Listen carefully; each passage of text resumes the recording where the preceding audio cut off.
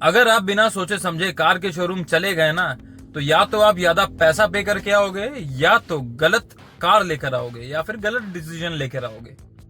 आज मैं आपको 5 ऐसे ट्रिक्स बताने वाला हूं जिनको आपने अगर समझ लिया तो कोई सेल्समैन, कोई सेल्स एग्जीक्यूटिव आपको अपनी बातों में नहीं फंसा सकता।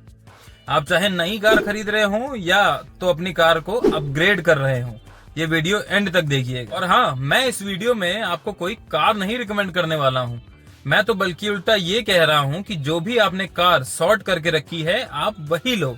आप अपने मनपसंद कार ही लो जो भी आपने सॉर्ट करी है, लेकिन ये वीडियो बिना देखे और समझे मत लेना। चलिए अपने टॉपिक पे आते हैं। Number 1, total budget, not EMI budget. सबसे पहला और सबसे कॉमन मिस्टेक जो लोग करते हैं, ऊपर से लोग बोलते हैं कि भाई मेरी EMI बस 15 से 20 हजार के बीच में आ जाए, बस और कुछ नहीं चाहिए। जबकि एक कार की EMI उसकी टोटल कॉस्ट हो ही नहीं सकती। उसकी टोटल कॉस्ट में जुड़ती है आपकी on road price, insurance, accessories और 3 साल में, शुरू के 3 साल में होने वाला टोटल खर्चा। एक एग्जांपल देता हूं, अगर आप 10 लाख की कार सोच रहे हो तो रियलिस्टिकली आपका बजट 11.5 से 12 लाख होना ही चाहिए। अगर आप ये पहले से नहीं समझकर शोरूम में जाते हो तो शोरूम वाला तो आपको यही कहता है कि सर थोड़ा सा बजट और बढ़ाइए, और गलत सेगमेंट की गाड़ी जो आपके लिए बिल्कुल भी प्रेफरेबल नहीं है आपको उसमें पुश कर देता है। Number 2, usage pattern, mostly ignored. दूसरा सवाल, आप कार असल में चलाते कैसे हो? इसका जवाब सिर्फ एक ही इंसान दे सकता है, आप खुद से हॉनेस्टली पूछो। सिटी ड्राइविंग ज्यादा है या हाईवे? फैमिली में कितने लोग बैठते हैं कुल मिला के, या फैमिली में कितने लोग हैं? तीसरा, कितने किलोमीटर, डेली कितने किलोमीटर आपको चलाना होता है? अगर आप डेली यानी कि रोज 20 से 30 किलोमीटर चलाते हो थोड़ी टाइट स्पेस में, या पार्किंग थोड़ी टाइट है, या शहर में चलाते हो, तब तो कॉम्पैक्ट कार या फिर एक हैचबैक मेक्स मोर सेंस। और अगर कहीं आपकी हाईवे पे राइडिंग ज्यादा है, ट्रिप्स फ्रीक्वेंट हैं, आपकी फैमिली 4-5 लोगों की है, तो आपको थोड़ी सी बड़ी कार और स्टेबल कार मोर प्रेफरेबल है। It is gonna be making more sense to you.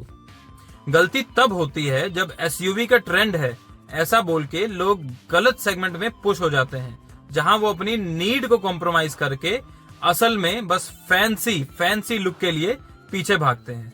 तीसरा, फ्यूल लॉजिक, पेट्रोल, डीजल या EV। तीसरा सबसे कंफ्यूजिंग टॉपिक, फ्यूल। कोई भी ग्लोबली परफेक्ट नहीं होता है, इतना तो आप समझ लीजिए। तो करना क्या चाहिए?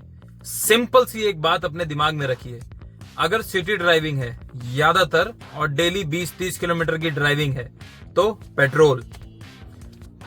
अगर आपकी ड्राइविंग ज्यादा है, बहुत ज्यादा फ्रीक्वेंट है, ज्यादातर हाईवेज पे है और कोई फिक्स टाइम नहीं है, कभी भी जाना पड़ सकता है, हो सकता है लंबे रूट पे भी जाना पड़े, उस केस में डीजल बेस्ट है।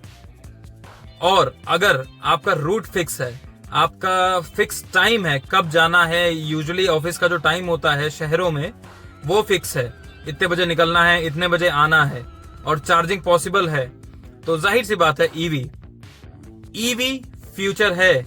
हाँ है, बिल्कुल है, लेकिन सबके लिए नहीं, कम से कम अभी तो नहीं। बस इतनी सी बात अगर आप समझ गए तो कोई भी सेल्समैन आपको अपनी बातों में नहीं उलझा सकता। Number 4, safety versus feature trap. ये मेरा फेवरेट पॉइंट है। अक्सर आप शोरूम में जाते होंगे, वहां क्या होता है? Fancy lighting, ambient lighting, sunroof, है ना, फीचरिस्टिक कारें, उसमें कई तरीके के फीचर्स उसमें आजकल जो डाले जा रहे हैं, तो ये सब। और सेफ्टी के टाइम क्या होता है, क्या बोलते हैं? सर सब कार सेफ ही होती हैं।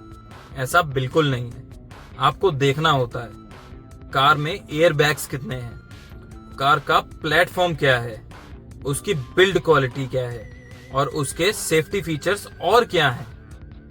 जो हो सकता है आपको जो फीचर्स हैं वो एक्साइट जरूर करते हैं, लेकिन सेफ्टी आपको असल में प्रोटेक्ट करती है।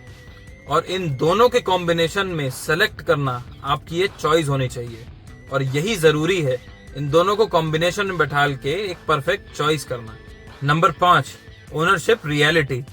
लास्ट पॉइंट जो लोग अक्सर इग्नोर कर देते हैं, करते ही हैं, कार सिर्फ खरीदनी नहीं होती है, सालों तक उसको रखनी भी होती है, संभालनी होती है और चलानी भी होती है।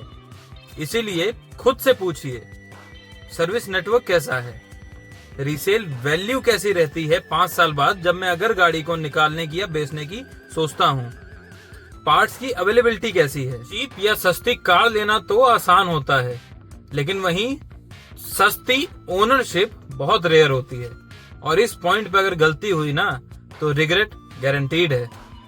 ये जो 5 स्टेप फ्रेमवर्क मैंने आपको अभी बताया है, ये एग्जैक्टली वही प्रोसेस है जो मैं 1-on-1 कार कंसल्टेशन में मैं खुद यूज करता हूँ। अगर आप कंफ्यूज हो या शोरूम प्रेशर से बचना चाहते हो और एक पर्सनलाइज्ड रिकमेंडेशन चाहते हो तो डिस्क्रिप्शन में लिंक है, वहां जाकर आप कॉल बुक कर सकते हो।